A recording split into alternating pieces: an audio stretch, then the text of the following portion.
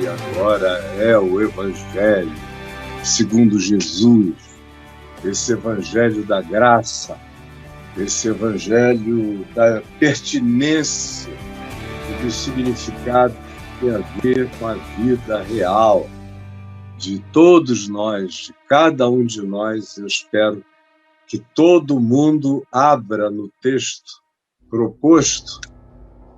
Deixa eu abrir aqui o meu preview, que é em Mateus 16, de 13 a 20, e o tema é a importância de saber o que o povo pensa sobre Jesus. A importância de saber o que o povo pensa sobre Jesus. Quem quiser sair daqui da janelinha e vir para a plataforma do YouTube vai ver tudo. Já disse, não vou avisar mais, tá bom? Beijinhos aqui no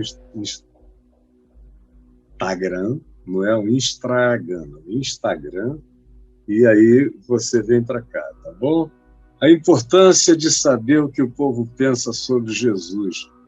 Fundamental saber, abrir os ouvidos. Não é só o que você diz sobre Jesus. Olha, parou de novo aqui.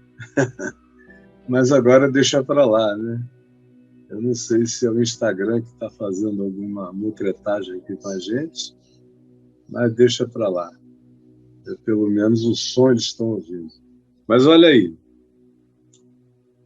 é importante, além da gente ter certeza do que a gente tem sobre Jesus, mesmo que a gente tenha as nossas melhores certezas, é fundamental a gente saber o que está acontecendo, como é que as pessoas estão entendendo, como é que elas estão interpretando.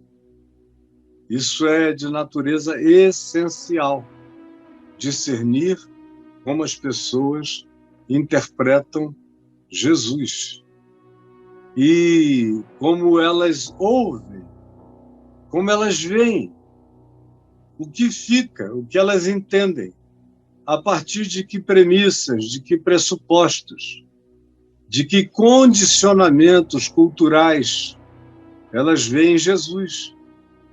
Porque Jesus, muito poucas vezes, é visto. E visto como quem ele de fato é, ele mesmo diz que é uma revelação do Pai, porque não está escancarado aos sentidos de todos. Não está.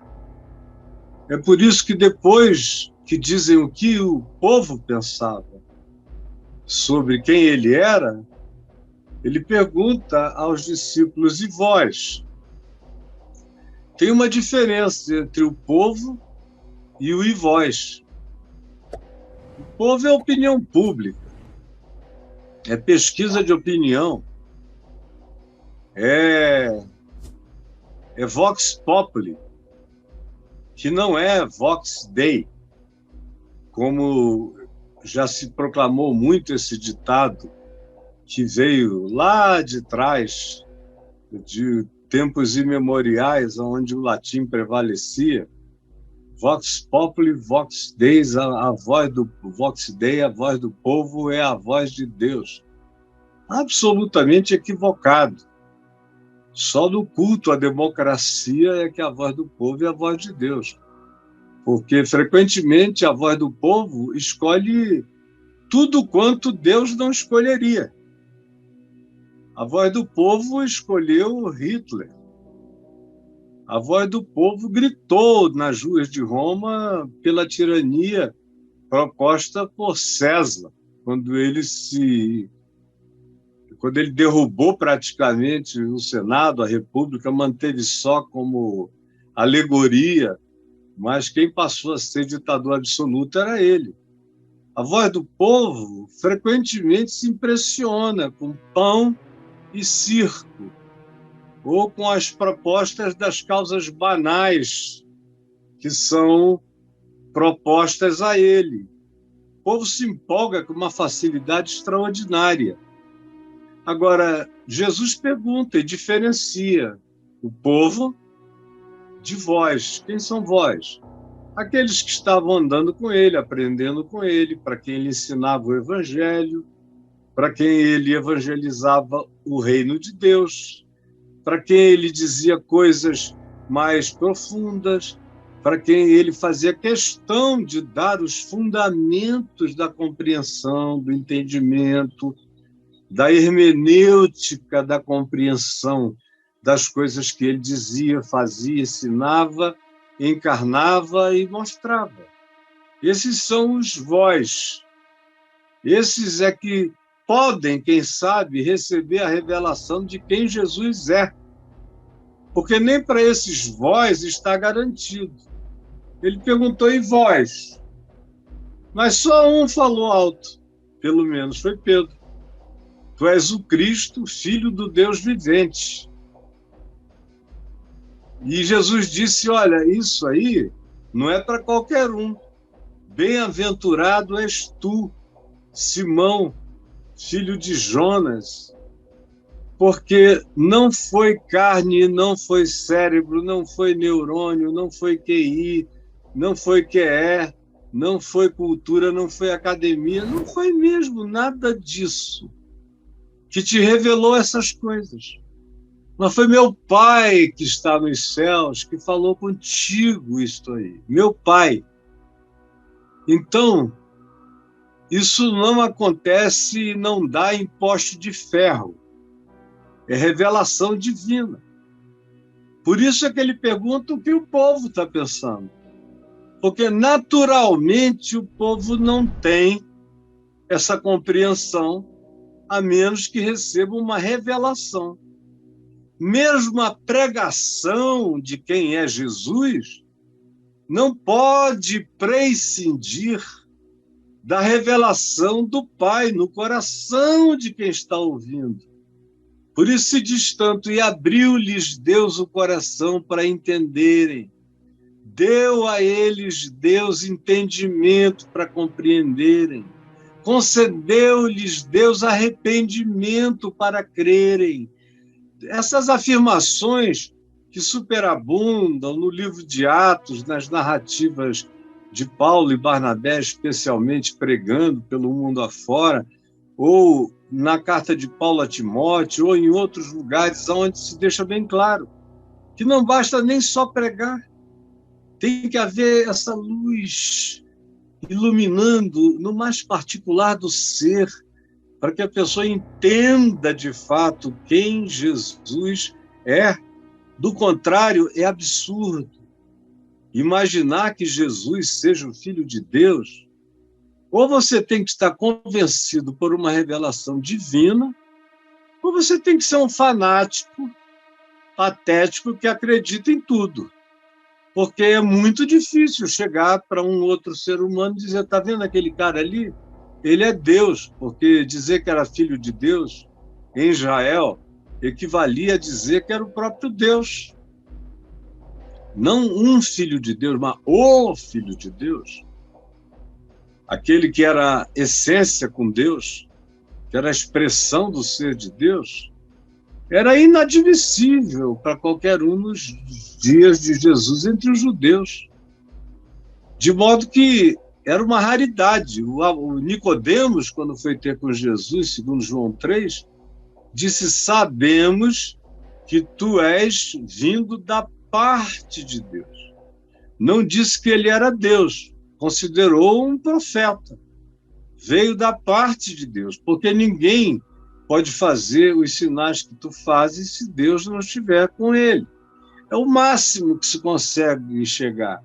Ou então uma revelação, como aconteceu com o centurião romano, que, ao vê-lo morrendo na cruz, cheio de amor, perdoando todo mundo, e no final dizendo, está tudo pago, a culpa está paga, Pai, nas tuas mãos eu entrego o meu espírito, e o homem vendo a terra tremer, o sol escurecer, as nuvens baixarem, a atmosfera ficar negra, ficou trevas às 3 da tarde.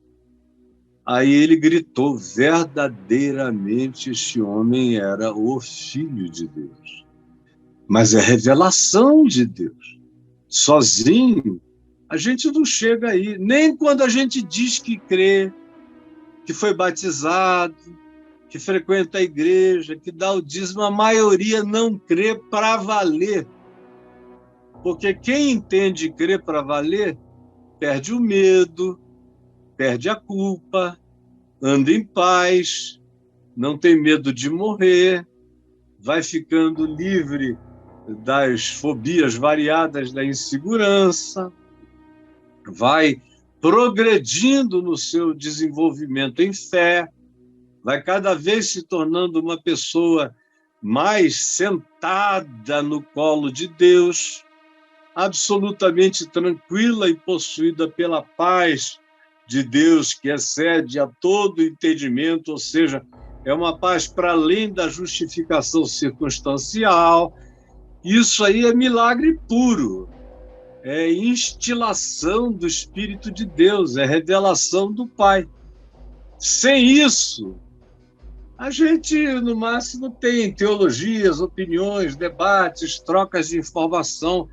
Eu conheço teólogos que são capazes de sair te citando o nome dos melhores e maiores pensadores da história da igreja ou da filosofia acerca de Deus, mas eles próprios nunca conheceram, não têm nenhuma experiência com Jesus, não têm o coração alimentado por fé, não tiveram a experiência de serem regenerados pela semente eterna, que só acontece quando a gente abre um coração cheio do humus do Espírito Santo para engravidar-se da semente do Evangelho, conforme Jesus.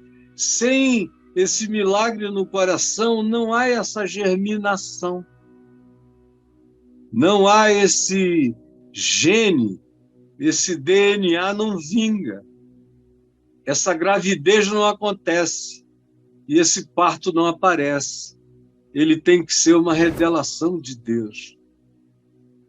Mas Jesus, sabendo absolutamente disso, mostra aos seus discípulos a diferença entre olhar para ele com a revelação do Pai, fazendo parte do vós, que é essa comunidade de fé, é o vós, em contraposição à multidão, aos milhões de eles, curiosos, carentes, simples, simplistas, ingênuos, altamente manipuláveis, impressionáveis e que se engravidavam pelo ouvido, pariam pela insistência e pela repetição das mesmas coisas, acabavam dizendo que era aquilo que pensavam e que criam, embora não tivessem base para nada, nem revelação e nem formação e nem inspiração pessoal, nada. São os que vivem do que os outros dizem. E aí cabe tudo, cabe superstição, cabe doutrina estranha, cabe fake news, cabe a interpretação de Jesus a partir dos traumas pessoais. Eu encontro muita gente que olha para Jesus a partir dos seus traumas. Como eu já tive, por exemplo, no tempo que eu era pastor em Manaus, eu me lembro muito bem da situação em que tinha um rapaz, especialmente, que era absolutamente gay. E aquele gay com todos os trejeitos de efeminamento, magrinho, com o ânus já todo destruído de hemorroidas para todo lado. E ele tinha cara de uma pessoa de uns 24 anos, mas ele era bem mais velho, seco, com o rosto chupado. Ele ia todo dia no meu escritório da Vindi, em Manaus, na década de 70. E chorava e me dizia: pastorzinho, por que eu não consigo? Eu me ajoelho para falar com Jesus, aí parece que ele vem por trás e se introduz em mim, e ao invés de eu orar, eu tenho prazer sexual. Eu sou um pervertido, eu peco contra Deus, o Espírito de Deus, e eu não quero isso, eu não quero. O que eu faço? E eu dizia para ele: olha, meu filho, quando você ora em pé, você fica assim? Não, só quando eu fico de quatro. Então, por favor, não fica mais de quatro, porque Jesus não entende genuflexão, que é se curvar diante dele. Você pode fazer deitado, em pé, nadando, andando, pulando, jogando. É uma atitude, é na mente, é no coração, não é uma posição fixa. Não é uma posição do yoga de Deus, não. Você faz no caminho, você faz em todo lugar, até de joelhos. Mas não é condição sine qua non para nada, tire isso da mente. Mas ele ficava, ele via todo mundo ajoelhando, ele queria, até que ele entendeu que ele era traumatizado demais. E o trauma dele, eu vinha descobrir, é porque enquanto ele se oferecia, e ele tinha uma família evangélica, no passado, na infância dele, que batia nele, enquanto tinha alguém atrás dele, com uma frequência regular, porque ele era viciado, ele ficava dizendo: perdão, Jesus, perdão, Jesus, perdão, Jesus, e o cara carcando ele lá. Aí a introjeção da culpa foi imediata. Quando ele se converteu, o perdão Jesus, e ele continuava fazendo a mesma coisa, se transformou em algo que deu um passo para além de repugnância pessoal dentro dele, que era agora ele ter ejaculação no ato de estar se entregando. Falei: então pronto, para, meu filho, para. Depois de meses ele já não vinha mais. Eu falei: e você, como é que está? Não, passou. Cada vez eu agora oro andando, oro deitado, oro fazendo outras coisas, e graças a Deus eu já nem penso mais, porque o olhar dele estava condicionado. Aí Jesus pergunta aqui: tem gente que tem um olhar condicionado, traumatizado.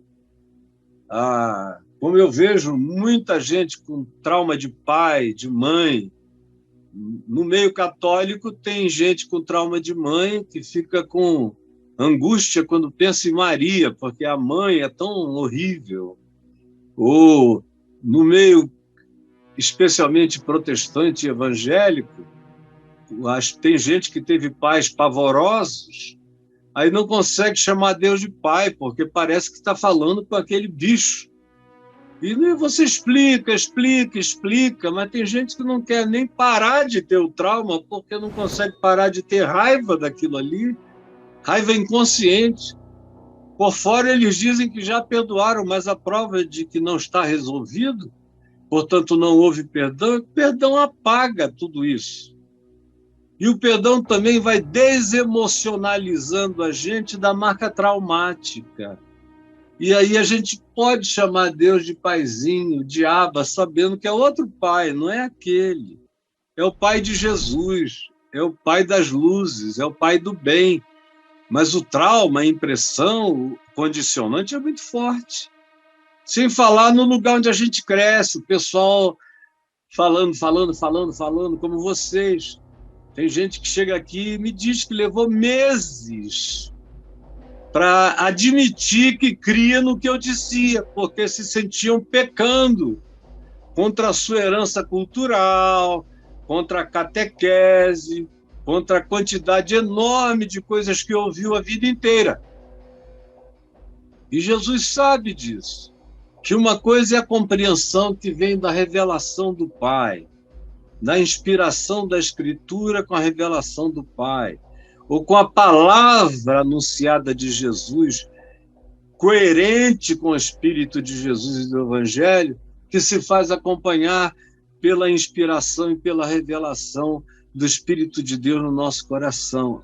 Jesus sabe que é assim que acontece quando acontece. e sabe que tem uma multidão falando nele, conversando sobre ele, comentando a respeito dele o dia inteiro, que parece até que preferem a ele ou entenderam alguma coisa, mas não entenderam ainda nada, nada, nada, nada, como é o nosso caso hoje em dia. A gente ouve falar do crescimento dos evangélicos. Na realidade, o nome é inchaço, não é crescimento. Tem até grupos de traficantes que matam, que degolam, que roubam e que se auto-intitulam Israel de Deus. São filhos e netos de crentes. E que acabaram dizendo, bom, para os cultos de outras naturezas nós não iremos. Minha mãe, minha avó, meu pai, meus irmãos são todos daqui. Então, que se dane os que dizem que nós somos do diabo, que a gente vai afirmar para o mundo inteiro, com tudo que a gente faz, que nós somos de Deus, matando, roubando, nós somos do Velho Testamento. E Jesus nos compreende, nós somos Sansão, Jefité, nós somos os juízes matadores, somos os Davis de hoje, vamos matar os filisteus, e eles vão para o Velho Testamento e usam o nome de Jesus como cereja desse bolo de caca de violência que é praticado. Está aqui entre nós, sempre esteve. O Ocidente da Terra é cristão, e as pesquisas dizem que o cristianismo ainda é, por pouco, mas ainda é a maior religião da Terra. Está pau a pau ali com o crescimento do islamismo. Mas esses cristãos, que são a maioria, não sabem quem é Jesus também. Eles só nasceram na cultura. Assim como se eu tivesse nascido numa cultura islâmica, na melhor das hipóteses, se eu não tivesse ouvido e aprendido e crido no Evangelho, que me fosse ensinado limpa e claramente, na melhor das hipóteses, eu ia dizer para todo mundo que Jesus era legal, porque o Alcorão, se lido de ponta a ponta, sem preconceito, Jesus é mencionado várias vezes, 14 ou 17 vezes, de maneira mais do que positiva, superior a Maomé. Na volta, quem vai voltar é Jesus com Maomé, mas é Jesus, é a volta de Jesus no Alcorão. Era o melhor que eu conseguiria atingir. Mas eu iria estar lá, talvez orando 5 vezes por dia, casado já desde 13 anos com a mulher que foi indicada pelos meus pais, no acordo que fizeram, e tudo mais.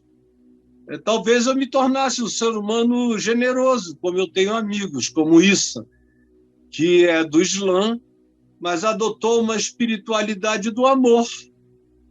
Ele começou a conviver comigo há 13 anos, e há um tempo ele diz, não, nem mais do Islã, eu digo que eu sou do Islã para não criar problema cultural, mas dentro de mim eu te digo que eu sou alguém que crê como você, eu adotei a tua espiritualidade para ser minha.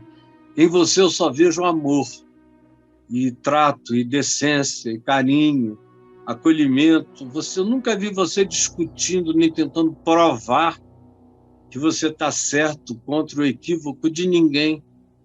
E essa tua atitude é que foi me mexendo, como mexeu com a minha casa inteira. Todo mundo lá em casa agora é assim, e não tivemos que fazer esforço nenhum. Como eu vejo também na casa de amigos judeus, a mesma atitude, você vai vendo o cara aí mudando. Tem uns até que dizem, escuta, Caio, até onde esse teu amor vai, hein? Porque eles gostariam que eu ficasse com raiva de certas pessoas, que já me passaram a perna lá mesmo em Israel, isso e aquilo. Eu digo, não, coitado, foi um problema, perdoa ele, vamos em frente, é uma gente boa, só estava numa dificuldade enorme, aconteceu com ele, podia ter acontecido contigo, vamos em frente. E aí eles falam isso, até onde vai esse teu amor? Porque é difícil de entender, a menos que alguma coisa tenha nos engravidado. E aí Jesus diz aqui, olha, em Mateus 16, verso 13, Indo Jesus para as bandas de Cesaré de Filipe, lá para o extremo norte, no sopé do Monte Hermon, perguntou ele, no caminho para Cesaré de Filipe, para o Monte Hermon, aos seus discípulos: quem diz o povo ser o Filho do Homem? Era uma pergunta que os discípulos entendiam que era referente a ele, porque ele próprio se tratava como o Filho do Homem, que era a designação desde o livro de Daniel dada ao Messias, o Filho do Homem. Quem diz? Aí os discípulos disseram, e eles responderam: uns dizem João Batista, que tu és João Batista. Vocês são primos, viveram juntos. João Batista foi decapitado há alguns meses, mas eles dizem que o espírito de João veio sobre ti, conquanto João nunca tenha feito nenhum milagre, mas eles acham que a presença do espírito de João potencializou você. Tinha um grupo que fazia essa interpretação da transmigração da alma de João para Jesus. É uma doutrina, e que a gente não pode chamar de espírita kardecista. Ela parece mais com as doutrinas hindus, e ainda com uma performance diferente, porque sai de alguém que acabou de morrer e entra em alguém que já está vivo praticamente com a mesma idade. Era isso que tinha gente ali, entre o povo, pensando. E como eles respeitavam João Batista, agora respeitavam Jesus, mas pensavam que era assim, era uma fusão, que Jesus estava também possuído de João Batista. Olha só que coisa interessante. E como parece elegante, mas desfigura Jesus completamente. Outros dizem que tu és Elias. Elias. E aí você fica olhando a comparação entre Jesus e Elias, não tem nada a ver, não é? João Batista até parecia um pouco mais com Elias, andava com peles de camelo, nos desertos, ermitão, esquisitão, idiosincrático, antissocial, tudo isso que Elias também era. João gritava raça de víboras, mas não sabia fazer descer fogo do céu, não fazia. Elias chamava de tudo e fazia descer fogo do céu, e depois pegava a espada e ainda cortava a cabeça dos 700 profetas de Baal, lá às margens do rio do Sopé, do Monte Carmelo, e um rio onde eu já estive muitas vezes para falar sobre esse assunto. Mas olha só, eles atribuíam a Jesus essa expectativa de que ele chegaria a hora em que ele mandaria o fogo descer e a queimar, torrar todo mundo que não prestasse, degolar, levar lá para as margens do qualquer que fosse o riacho, degolar aquele monte de hipócritas mentirosos. Eles imaginavam que aquela só era a introdução, mas que o fechamento de Jesus, a coroação, seria como João Batista, convocar Israel todo, todas as religiões, todas as seitas, e esmagar tudo e dizer: olha, agora é no cacete, é na espada de dois gumes que vocês vão aprender quem sou eu e quem é Deus, e vocês vão escolher a quem servir. Quem teve um rasgo de João Batista entre os discípulos de Jesus foi João, com Tiago entre os samaritanos, que perguntou a Jesus, zangado com Jesus, sem querer dizer que era com Jesus, porque Jesus não quis ficar no lugar que eles prepararam para Jesus estar. E aí disseram: tu queres que nós façamos descer fogo dos céus para os consumir? Como se fossem Elias da hora. E Jesus disse: vocês não sabem nem de que espíritos são, nem a quem que vocês de fato estão seguindo. Vocês não me entenderam até hoje. A gente está andando na direção da minha cruz, de Jerusalém, eu não vou mais voltar de lá. E vocês ainda estão pensando em fazer descer fogo do céu? Vocês não entenderam ainda que eu não vim para ser servido, mas para servir e dar a minha vida em favor de muitos. Vocês não entenderam nada, vocês não sabem qual é o meu espírito, por isso vocês não têm o meu espírito na mente, na atitude, na interpretação de vocês. Havia aqueles que diziam que era Elias que estava ali, e ainda outros que era Jeremias, provavelmente por causa das rejeições que Jesus sofria, porque Jeremias nunca foi um profeta de milagres. Ele foi um homem de dores e que soube o que era padecer, que foi tratado como traidor, porque ele dizia que aquele povo não iria se converter e o juízo de Deus viria através de Nabucodonosor, dos babilônios, que a cidade e o templo seriam destruídos, que toda aquela elite acabaria, os seus falsos profetas, que os homens iriam ser levados escravos, os jovens iriam virar eunucos e as mulheres seriam estupradas e serviriam de concubinas aos sacerdotes dos babilônios e que aquela terra toda ia virar um monte de ruínas e de cinzas.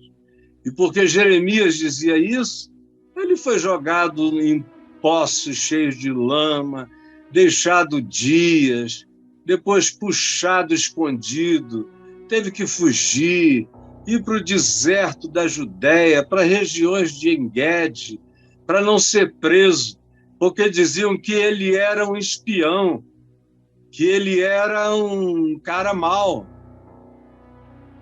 que ele estava trabalhando, para... Tem uma bateria aqui acabando, deixa eu ver qual é. Essa aqui, ó, desculpem. Que tinha... É a do computador de lá, mas deixa para lá, é do meu visor, depois eu vejo no intervalo. Então, Jeremias foi visto como esse indivíduo.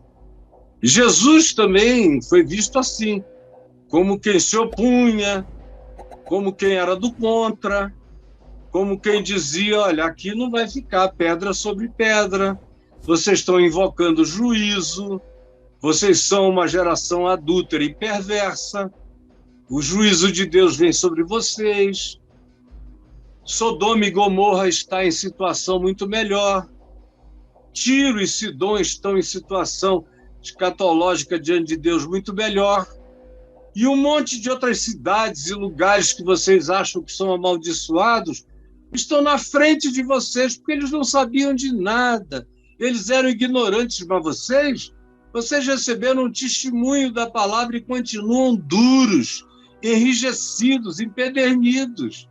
Então, talvez eles associassem João Batista a Jeremias por causa disso, por causa das dores de Jesus, dos suspiros de Jesus, das aflições de Jesus. Era óbvio que Jesus andava entre eles, entre alegrias e tristezas. As alegrias de ver aqueles que criam, entre os simples, até entre todos os marginalizados, e ver a dureza do coração dos que tinham Bíblia na mão, mas não compreendiam nada. Quem dizem as multidões que eu sou? Aí outros dizem que tu és Elias, Jeremias ou qualquer um outro dos profetas. Eles te têm nessa condição de profeta. E Jesus diz, e vós? Porque tem que haver uma diferença entre a multidão, entre Vox Populi e Vox Dei. Porque por essa voz do povo, você não ouve a voz de Deus. Você só ouve a voz de Deus por revelação do Espírito Santo no seu coração. Então Pedro, tomando a palavra, disse, tu és o Cristo, o Filho do Deus vivente.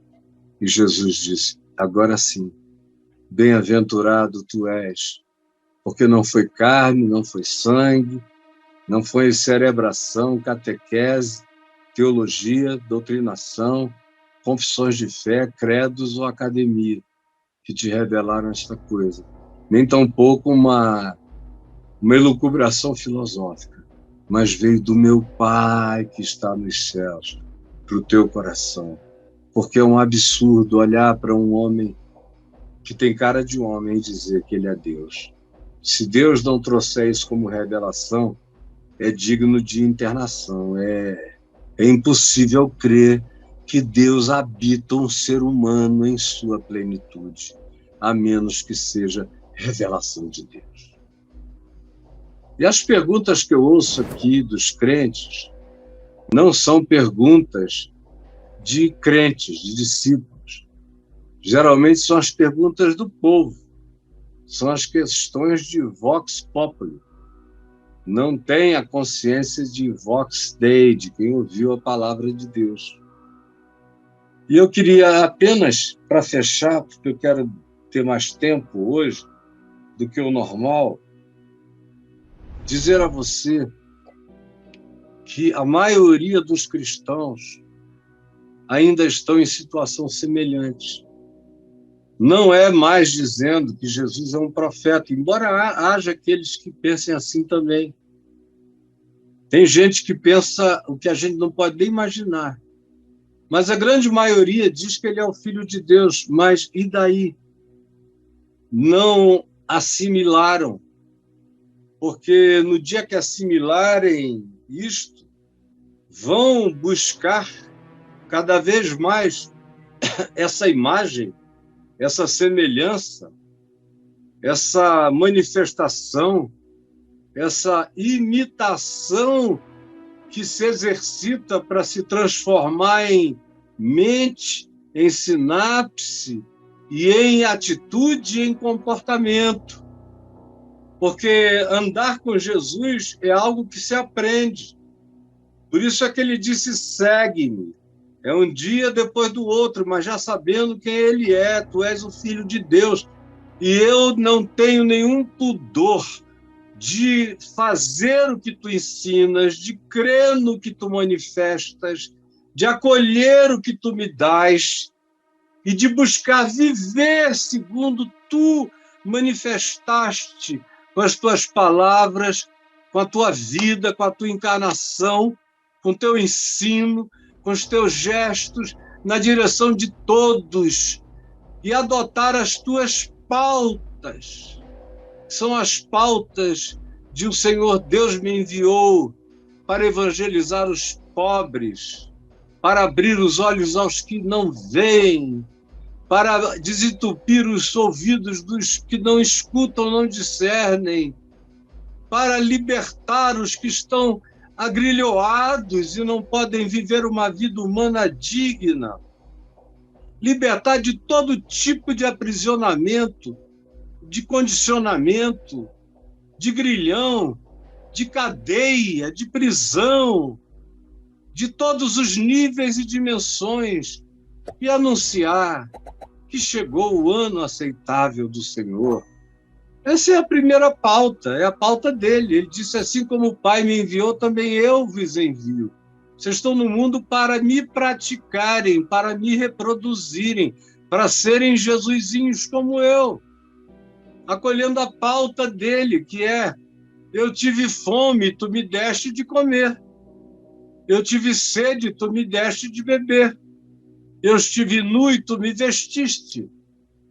Eu estive enfermo e tu foste ver-me. Eu era estrangeiro, forasteiro, refugiado, e tu me acolheste. Essas são as pautas dele. E ele diz, vocês são bem-vindos, entrem, bem-aventurados no reino do meu Pai. Porque todas as vezes que vocês fizeram isso a qualquer outro ser humano, era a mim que vocês faziam. Mesmo quando vocês não sabiam o meu nome, mas vocês tinham a presença do meu amor no coração de vocês, era por isso que, mesmo sem saber de mim, vocês fizeram como eu faço e como eu fiz. Então, bem-aventurados sejam vocês, entrem aqui. É para vocês o que está preparado desde antes da fundação do mundo. Agora, tem gente que fica onde tem muita gente. E para andar com Jesus, infelizmente, frequentemente a gente tem que andar com menos gente. O povão, pode ter grande alegria para aplaudir, levantar a mão, pular, rodar, virar peão e tudo mais. Mas se você for perguntar como é que está a paz do coração, como é que eles estão lidando com as diferenças em casa, com o pai e a mãe não convertidos, com os irmãos diferentes, com um pai que depois de 30 anos de casado se confessou gay, com uma irmã que outro dia disse que é lésbica, você vai ver o ódio. Vai ver que para pular eles servem, mas não entenderam nada de evangelho. A multidão, em geral, é como uma nuvem, levada para lá e para cá pelos ventos que sopram. Onde é que está soprando o vento? É ali, tem um coach que respira profundo e que diz que vai te curar de tudo. Mesmo que ele te dê um soco no meio da cara, faz parte do tratamento. Vai lá, custa caro, mas você vai gastar essa grana e vai sair curado. Eu já vi isso a minha vida inteira. Não começou agora, não. Quando eu era pastor em Manaus, chegou um cara lá que imitava a si mesmo como autoapresentação. Diz, agora chegou o missionário fulano de tal. Eu não sei se ele ainda vive em Minas Gerais, mas ele era de lá e foi para Manaus. Aí falava o homem poderoso que já expulsou milhões de demônios. Satanás não pode ver o missionário tal. Aí ele falava com outra voz, e agora com vocês o missionário tal, com a voz alterada, falando assim. Aí entrava ele mesmo. Boa tarde, meus amigos, é aqui o missionário fulano de tal.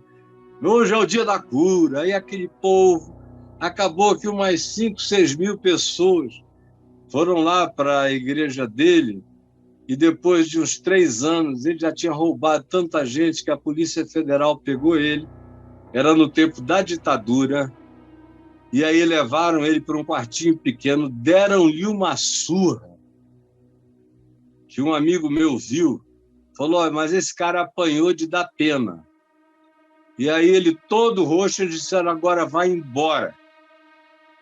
E para de ficar aqui enganando esse povo, porque você é um mentiroso, nós já sabemos tudo da tua vida, você vai por aí enganando pessoas, é um estelionatário, você merecia ser preso. Vai embora. Aí o que sabem o que ele fez? Ele chamou uma denominação evangélica, que era também já muito parecida com a Universal, embora naquele tempo a Universal não existisse para os sentidos de ninguém na população, mas ele já imitava. A Universal não inventou tudo que pratica. Outros já tinham inventado, inclusive nos Estados Unidos, coisa idêntica. E no Brasil também.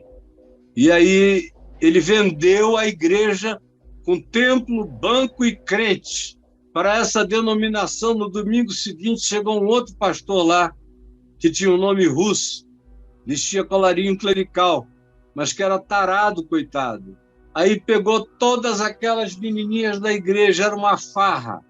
Eu só via meninas irem no meu escritório dizendo, eu pensei que eu era a única, que eu era a única, que eu era a única.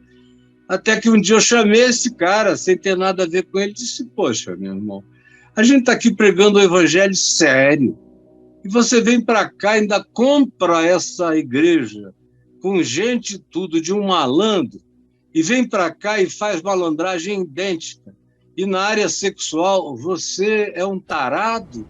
O que é isso? Aí ele começou a me dizer que ele tinha problemas mentais, que ele tinha sido enviado para lá porque era o fim do mundo. Falei, mas para nós não, é aqui que o mundo começa. Pode ser o fim do teu mundo, mas é o começo do nosso. E aí, vai embora, meu amigo. Não foi preciso que ele mesmo tomasse a iniciativa. 3 meses depois, mais ou menos, ele estava tão louco que a denominação o retirou e o internou em algum lugar, e eu ouço falar dele de vez em quando.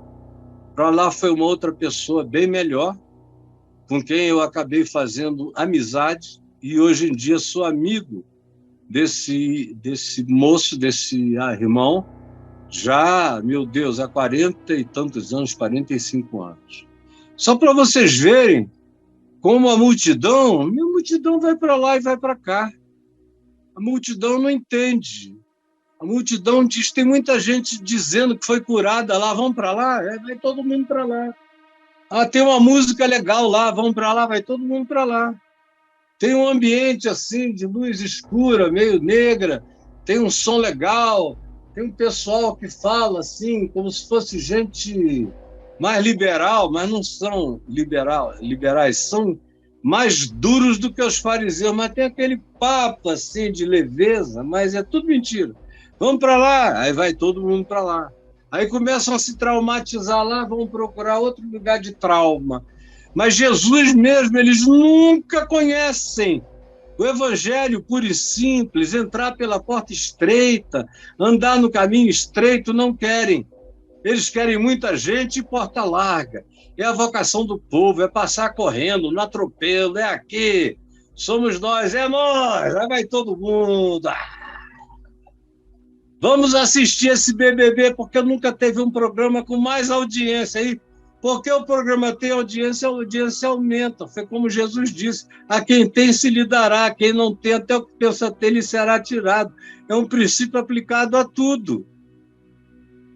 Por exemplo, eu já vivi numa época em que todo mundo, quando me ouvia a primeira vez, vinha correndo para me ouvir para sempre.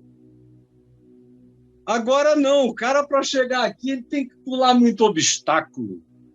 Obstáculo e obstáculo até chegar. Aí depois que chega, quando chega, ele não sabe mais ir embora, porque ele dá de cara com o evangelho. A minha pergunta para você é muito simples, básica e infantil. Desculpa, mas apesar de estar andando com Jesus, você já teve o discernimento louco e absurdo de quem ele é? Porque se você souber quem ele é, o resto acaba. Não tem mais idolatria de pastor, nem de padre, nem de papa, nem de pai de santo, nem de mãe de santo, nem de apóstolo, nem de ninguém. É Jesus, é o evangelho, é só ele. Você se torna um cara inimpressionável com qualquer coisa. Se parece com Jesus, você fica. Se não parece, você parte. Se tem a ver com a palavra de Jesus, você fica. Se não tem, você dá tchau e vai embora, como Jesus disse. Se chegarem num lugar e não tiver nenhum filho da paz, sigam adiante. Se houver um filho da paz, fiquem aí. Se liguem a ele, comecem um núcleo que possa crescer, mas aonde não tem, nem percam o tempo de vocês, sigam adiante. É muito difícil cada vez mais você chegar num lugar onde as pessoas receberam a revelação do Pai, não de carne, sangue, pregação na televisão, condicionamento, estímulo familiar, maioria dos amigos, qualquer outra coisa que sugere condicionamento. Não. Entenderam, discerniram, levaram para o coração, foram quebrantados e dizem para nós, não tem comparação. Tu não és o maior entre os maiores.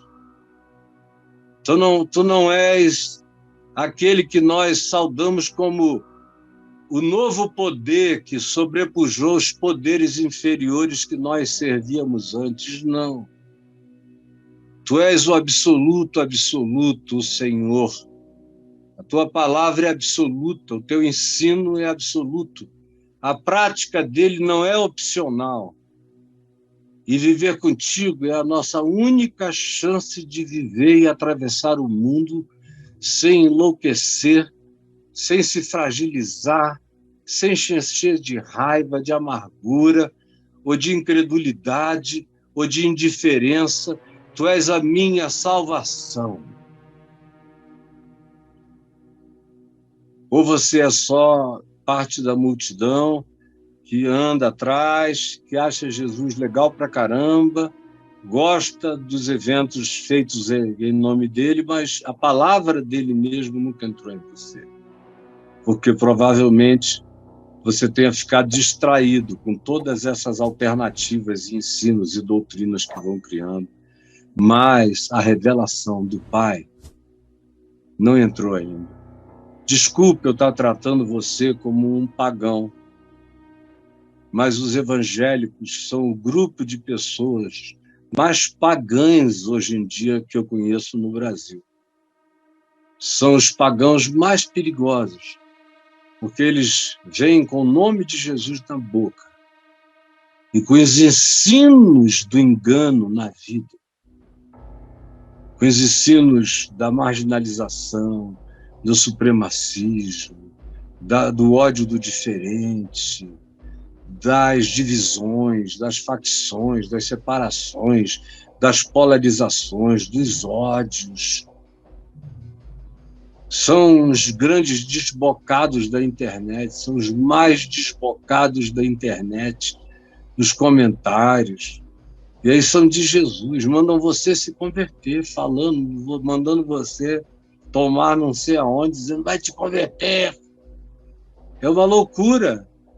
Era melhor dizer que Jesus estava possuído de João Batista, ou era Jeremias, era uma reencarnação, era espiritismo kardecista, ou Elias, espiritismo kardecista, espírito de Elias tinha voltado.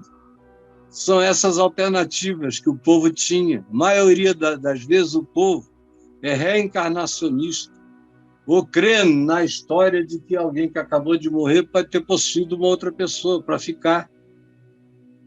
Isso aí está em tudo que é filme, em tudo que é doutrina. E não só aqui, mas no Oriente também. Vox Populi. E hoje em dia, no Ocidente, o Vox Populi é evangelho. Aqui no Brasil, o Vox Populi é todo de doutrina e de grito evangélico. Jesus é o Senhor, aleluia! Mas vai perguntar, e o que é que você de fato já entendeu de Jesus? Teus pecados estão perdoados? Você está em paz com Deus, não importa o que aconteça? Se você amanhã descobrir que tropeçou em alguma coisa, você vai se levantar em paz ou você vai ter que cumprir uma longa e às vezes eterna quarentena de autopunição, de dor, de automolestamento? Você crê que já não há mais nenhuma condenação para quem está em Cristo Jesus? Você crê que Jesus é o que de Deus se pode conhecer entre os homens? É a encarnação, é a expressão exata de Deus, que nele habitam todos os tesouros da sabedoria e do conhecimento, e que quem vai entrando e mergulhando nas águas do Evangelho vai aprendendo vida mental em abundância, emocional em abundância, psicológica em abundância, espiritual em abundância, aprende a ser em abundância, em graça, cresce em estatura e em graça diante de Deus e dos homens. É assim que o Evangelho faz todo dia. A gente nunca é o mesmo no dia seguinte, a gente cresceu, a gente aumentou, a gente melhorou, a gente se dilatou, a gente está indo na direção da eternidade, e a paz de Deus que excede a todo entendimento é o diapasão das nossas decisões, é o árbitro no nosso coração, e é o discernimento de como Deus é e de como Ele ensina a viver, está claro em Jesus. Eu não preciso consultar mais ninguém. Eu leio por interesse, por curiosidade, por cultura, por causa dos outros, e porque eu também aprendo coisas que têm a ver com o Evangelho, mesmo nos escritos daqueles que nem sabem que estão proclamando um princípio do Evangelho, porque o Evangelho também está na boca de um monte de gente que fala algumas coisas, mesmo no meio de uma totalidade de coisas que são meio tolas, mas aqui e ali aparece algo que quem discerne o Evangelho diz, ele não sabe, mas foi o Evangelho que ele acabou de dizer. E tudo que é livro que eu já li na vida, e os documentários que eu vejo por dia, muitos deles, às vezes 8, 10 num dia, só sofisticados, aulas de faculdades do exterior, dos Estados Unidos, da Inglaterra, ensinos legais, mas não é para acrescentar nada a Jesus, é para eu me atualizar com o planeta, com o que está aqui, e aprendo um monte de coisas científicas que são muito coerentes com o que Jesus ensinou como princípios da vida também. Mas me diga, você é do Vox Populi ou você é do Vox Dei? Pense no seu coração. Você está aí com a maioria ou você tem a coragem de andar com uma minoria que é fiel ao Evangelho e que não precisa de muita gente aplaudindo para seguir firme, andando naquilo que crê para o resto da vida? Pense nisso. Essa é a importância de saber o que o povo pensa sobre Jesus. Porque uma coisa é o que o povo diz, outra coisa é o que o Evangelho diz. Porque Vox Populi nem sempre, ou quase nunca, é Vox Dei. Mas no Evangelho, a voz é de Deus, e Vox Dei no Evangelho se levanta contra a opinião do mundo inteiro. O mundo todo vos odiará, mas não tenham medo. Vocês estão andando em Vox Dei, na palavra de Deus.